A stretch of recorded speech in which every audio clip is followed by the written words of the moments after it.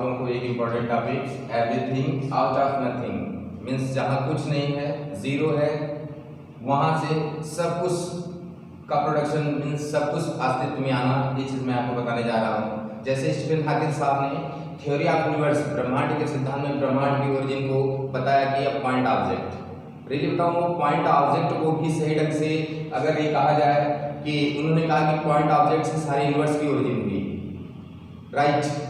अगर point object से पूरी यूनिवर्स की ओरिजिन हुई है और इससे पहले न समय था, न स्पेस था, न कोई पदार्थ था, कहीं भी कोई चीज़ नहीं थी, तो ये सब चीज़ें कहाँ से आई, कैसे आई? वो बताते हैं कि सबसे पहले पॉइंट ऑब्जेक्ट से ही यूनिवर्स की रचना होती है, वहीं से स्पेस पैदा होता है, आकाश पैदा होता है और टाइम पैदा होता है।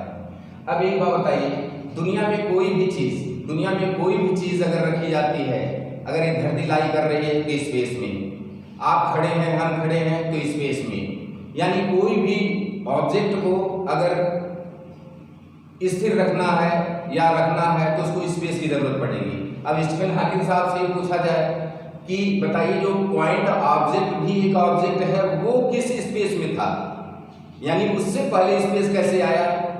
तो इसका आंसर बस यही है कि वह जीरो को नहीं बोल पाए कि स्टीफन हॉकिंग साहब की यूनिवर्स की ओरिजिन जीरो से हुई है। वास्तव में ये सही बात है कि हर चीज, जैसे गॉड का भी एग्जिस्टेंस आप ले लें, गॉड का भी एग्जिस्टेंस वो भी बिल्कुल सूक्ष्म है, बिल्कुल सब्टल है, जिसको कोई बता नहीं सकता, कोई पैरामीटर, कोई मैग्नीट्यूड उसका नहीं है। उसी तरह लेकिन हम ह्यूमन साइकोलॉजी होती है कि उसको कुछ न कुछ साकार रूप देते हैं, इम्बॉडीमेंट। जैसे आपको मैंने बताया था कि गॉड में GOD, generator, operator, destructor means creator, preserver and destroyer.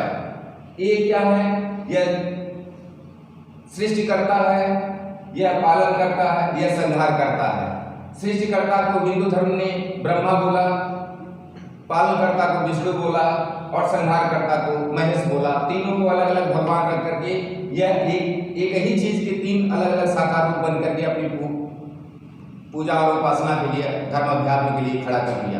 ठीक है, ठीक उसी तरह अगर आप देखें यूनिवर्स की ओरिजिन आउट ऑफ नथिंग, उसी तरह हम लोग की ओरिजिन आउट ऑफ नथिंग। हम लोग की कैसी जीन्स, क्रोमोसोम्स, ये सब की कैसे उठा, कैसे कोडेड था जब हम लोग अस्तित्व में नहीं थे, पेरेंट्स से पहले।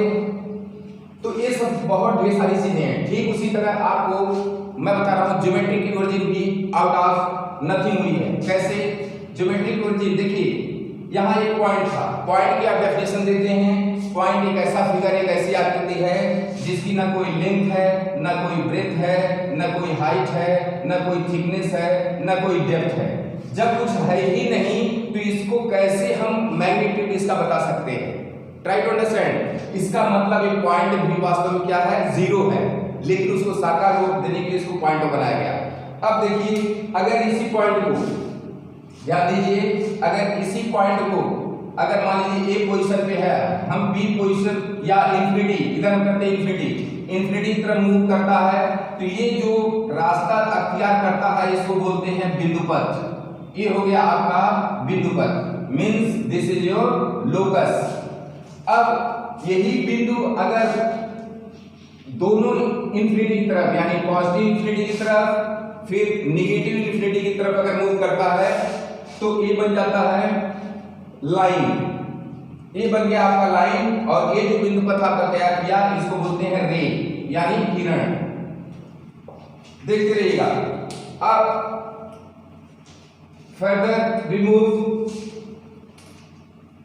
कि अगर दो लाइंस एक दूसरे को क्रॉस की तो बन गया ये एंगल, ये एंगल बन गया, यानी दो लाइन एक दूसरे को इंटरसेक्ट की तो ओरिजिन ऑफ एंगल।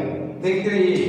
फिर अगर यही थ्री लाइन से एक दूसरे को क्रॉस करती हैं, थ्री लाइन से एक दूसरे को क्रॉस कर ली तो क्लोज फिगर क्या बन गया? ट्रायंगल, जिसकी 3 वर्टिसेस हैं, 3 साइड्स हैं और 3 एंगल्स हैं। यह ट्रायंगल बन गया। अब फिर अगर 4 लाइन से एक दूसरे को इंटरसेक्ट करती हैं तो क्वाड्रिलेटरल, 5 लाइन से एक दूसरे को इंटरसेक्ट करती हैं तो पेंटागन, उसी तरह 6 लाइन से एक दूसरे को इंटरसेक्ट करती हैं तो बन गया हेक्सागन। उसी तरह 7 लाइंस पर हेप्टागन, 8 लाइंस पर ऑक्टागन, 9 लाइन जब क्लोज फिगर बनाती हैं नोनागन, डेकागन, वन डेकागन, दो decagon and so on. Come on.